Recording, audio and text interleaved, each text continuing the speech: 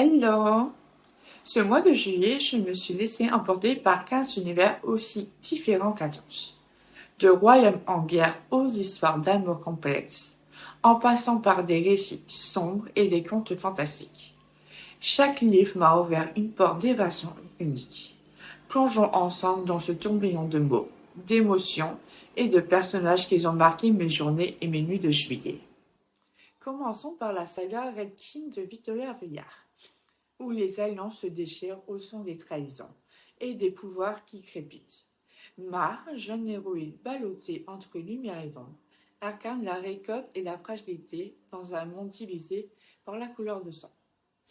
Ces 4 tomes m'ont happé par leur intensité, leur combat et cette sensation constante que tout peut basculer à tout moment. Une expérience à la fois épique et profondément humaine. Dans un tout autre registre, l'élément The Perfect Match et The Perfect Love de Lila Mars m'ont offert une bouchée d'air frais. Entre joutes verbales, étincelles passionnelles et personnages imparfaits mais attachants, ces histoires ont fait vibrer mon cœur de lectrice. J'ai adoré la façon dont la tension s'installe doucement, avec ce mélange parfait d'humour et de tendresse, qui rend chaque rencontre délicieusement additive. Circé de Madeleine Miller fut une véritable révélation. Plongée dans la vie de cette magicienne bannie, souvent oubliée ou méprisée dans la mythologie. C'était un voyage lent, presque médiatique, au cœur de la solitude et de la puissance féminine. La plume est d'une finesse rare. Chaque page est comme un souffle qui résonne longtemps après la lecture. Une invitation à s'approprier sa propre destinée, au-delà des dieux et des hommes. Puis il y a eu Twisted Love d'Anna Wang, une romance sombre, brûlante et un peu dangereuse. Ce roman explore les zones d'ombre des relations humaines, avec des personnages aussi passionnés que torturés. J'ai été captivée par le combat intérieur d'Alex, glacé en apparence, et par la lumière qu'apporte Ava. C'est un équilibre fragile entre obsession et désir, où chaque page m'a poussé à tourner la suivante, malgré la tension presque insoutenable. Pour contrebalancer, Recherche colonne d'Emma Green a été un vrai rayon de soleil. Cette comédie romantique pétillante m'a fait rire autant qu'elle m'a émue, grâce à son duo plein de vie et de contradictions. Les scènes de cohabitation, les post-its sarcastiques et les rapprochements maladroits créent un cocktail d'émotions auquel il est impossible de résister. Une lecture légère et efficace, parfaite pour décompresser entre 2 romans plus lourds.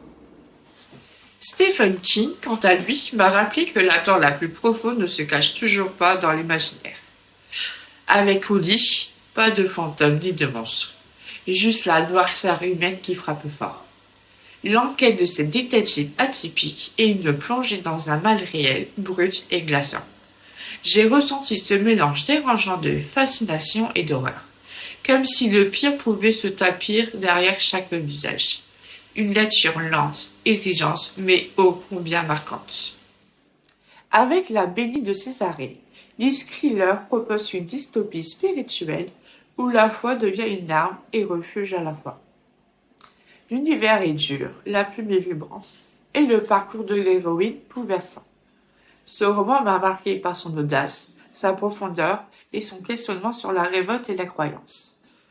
Une lecture dense, mystique, qui invite à réfléchir longuement sur le pouvoir et la lumière intérieure.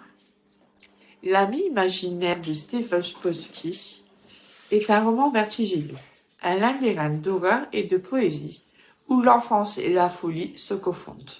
Ce livre m'a fait osciller entre fascination et trouble.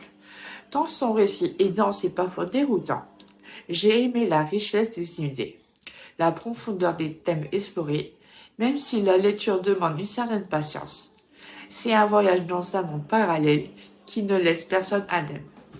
Enfin, Le Chant des géants de David Brin est une ode douce et mélancolique à la mémoire et à la beauté fragile de la vie.